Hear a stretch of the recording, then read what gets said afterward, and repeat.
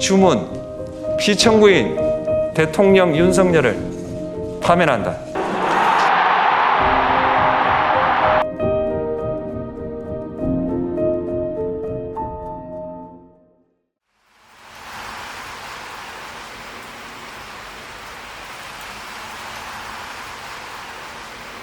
대한민국 민주주의의 위대함은 헌법이라고 하는 그 자체에 있는 게 아니라, 제도에 있는 게 아니라 그 제도를 가지고 사는 우리 국민 스스로의 위대함이죠.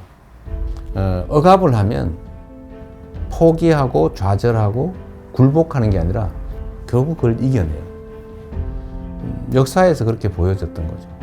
정말 진정한 의미의 민주적 국가를 훼손하려는 그들의 시도에 대해서 끊임없이 저항해 왔어요. 이번에도 저항한 거죠. 강력한 무력을 동반한 현실적 권력을 끌어내렸지 않습니까? 저는 우리 국민들의 이 위대함이 대한민국의 위대함의 원천이라고 생각해요.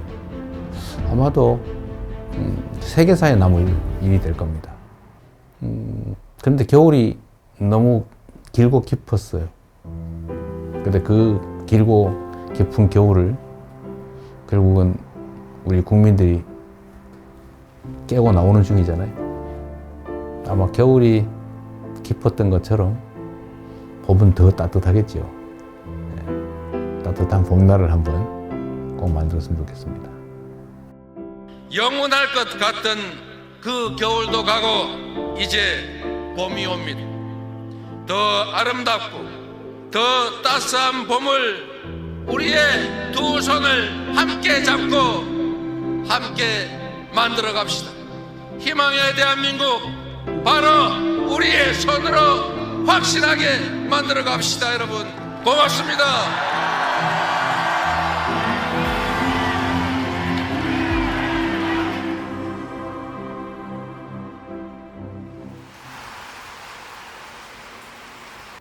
대립 갈등이 지금 아주 크죠. 그런데 그 원인은 뭐냐? 뭐 여러 가지가 있어요. 아주 근본적인 거는 경제적 이유입니다. 먹고 살기가 어려워져서 그래요. 세상 사는 게 힘들어서 그렇습니다. 그런데 왜 그러면 더 잘 살게 됐는데 왜 부족하게 됐냐? 편중됐기 때문이죠. 소위 양극화, 불평등, 격차. 이게 너무 커졌어요. 우리 사회가 총량으로는 과거보다는 더 많은 걸 가지고 있게 됐는데 개별적으로 보면 그게 너무 많이 한 군데 몰려 있습니다. 근데 이게 이제 사실은 갈등의 원인이죠. 지금 우리 경제는 여러 면에서 일종의 사면초가 같은 상태 같습니다. 전 세계적으로 성장률 전체가 떨어지고 있어요.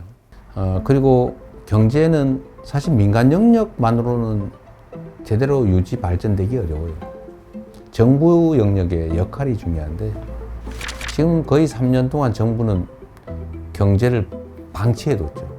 이제는 첨단 과학기술에 대한 투자가 중요한 시대가 됐습니다.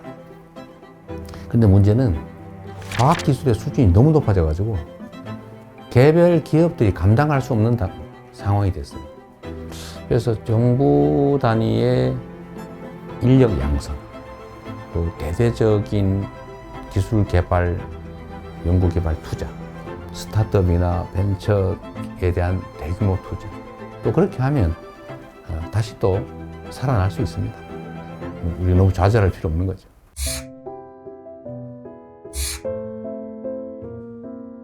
먹고 사는 문제가 가장 중요하다. 이거는 사실은 매우 기능적이고 물질적인 거예요. 고통스럽게 살지 않게 해줘야 한다. 잘 산다라고 하는 건 좀 달라요. 잘사니즘이라고 하면 좀 더 가치지향적이고 좀 정신적이고 고통 없는 삶을 넘어선 더 행복한 삶을 살 수 있는 세상을 만들자.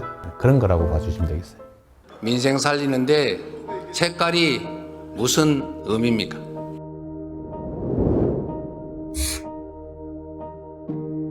정치라고 하는 것은 현장이죠. 현장에서 국민들의 삶을 놓고 실제로 그 삶을 결정하는 거예요.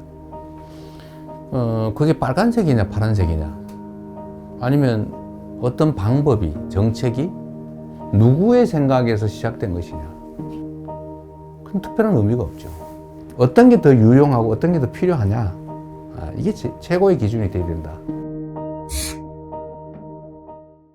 제가 정한 원칙이 있어요. 대개의 공직자들의 태도를 보니까 중요하고 큰 일을 고민하느라고 작아 보이는 일들을 미뤄둬요. 그러니까 엄청나게 쌓여요.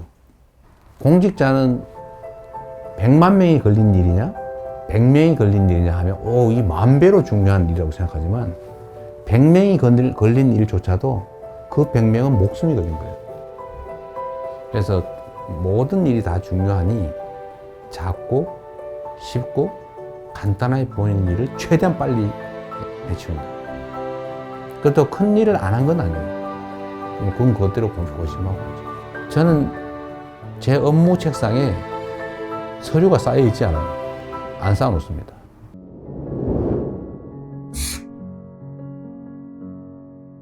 재난이나 아니면 사회적 위기 때 피해를 입는 것은 힘겹고 못 살고 어려운 사람 순이에요. 사실 그 사회의 문화의 수준이랄까, 그 사회에 대한 평가는 약자들에 대해서 얼마나 많이 관심 갖고 지원하느냐에 달려 있어요. 생명 안전을 유지해야 그 다음 단계, 더 나은 삶, 행복한 삶을 꿈꿀 수 있어요. 그래서 국민의 생명과 안전을 지키는 것은 정부가, 국가가 해야 될 가장 중요한 일입니다. 뭐든지 문제를 생각해 보면 우리가 조금 더 신경을 썼더라면 막을 수 있었던 사고로 보여져요. 누가 얼마나 체계적으로 신속하게 대응하느냐에 따라서 피해는 매우 적을 수도 있어요.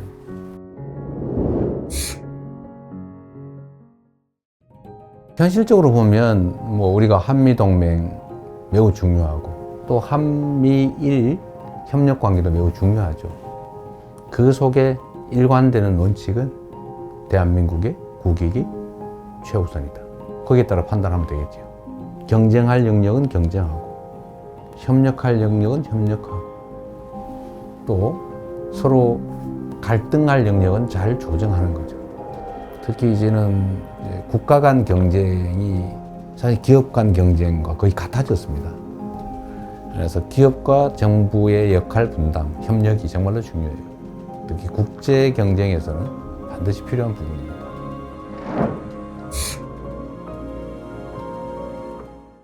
김구 선생이 정말 우리가 먹고 사는 것조차 해결하지 못하는 그 시대에 우리가 꿈꾸는 나라는 문화가 강한 나라다.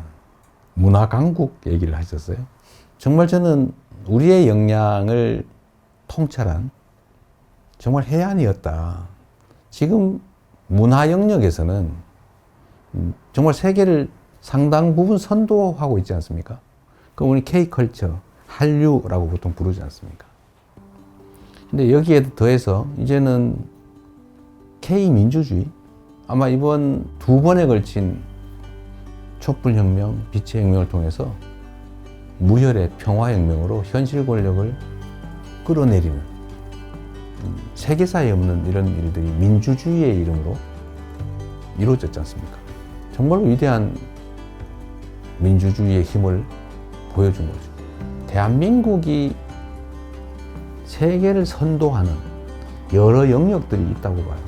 저는 이런 것들을 K 이니셔티브라고 좀 통칭하고 싶습니다. 우리가 비록 규모는 적지만 소프트 파워 측면에서는 세계를 여러 영역에서 선도할 수 있겠다는 생각이 들어요. 그런 나라 한번 꼭 만들어 보고 싶어요.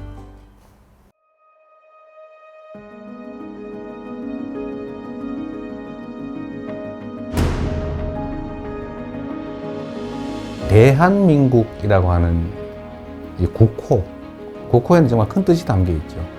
민국, 국민의 나라, 민중의 나라. 이 민자는 백성이죠, 백성. 흰옷 입은 사람들, 평범한 사람들. 이 평범한 사람들의 나라. 그리고 작지만 큰 나라죠. 많은 사람이 희망을 가지고 행복한 삶을 꿈꾸는 그런 세상이 봄나라 아니겠어요? 진짜 대한민국을 만들고 싶습니다. 그냥 이름만 있는 대한민국이 아니라 진짜 대한민국. 그리고 그 대한민국은 대한국민이 만들어가는 거죠. 그 대한국민의 훌륭한 도구, 최고의 도구, 이재명이 되고 싶습니다.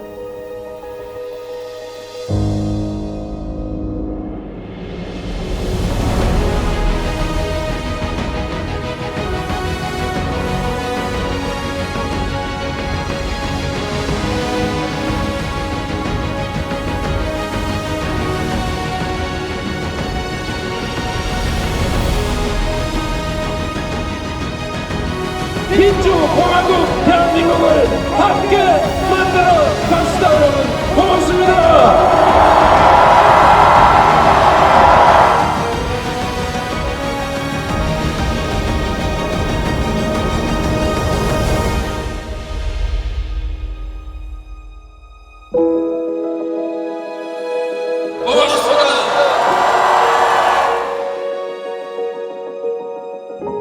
진짜 대한민국을 만들기 위해 대통령 선거에 출마합니다.